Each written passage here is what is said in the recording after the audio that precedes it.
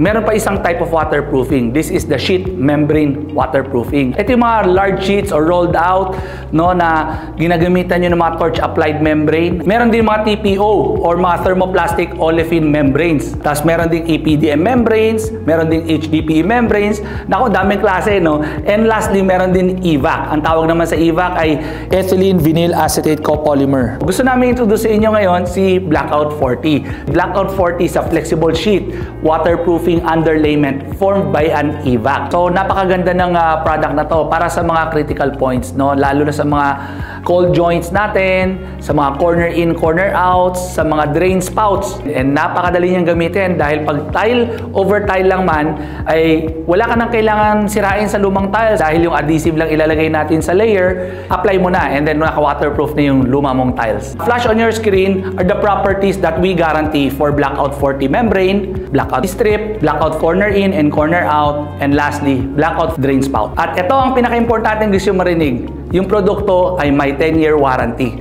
During the 10 years, ginagaranti namin yung sheet na binili nyo will perform the same physical properties na nakalagay sa technical data sheet ng Blackout 40. Hindi ito kasama yung service warranty at of course, hindi rin kasama dito yung mga structural defects.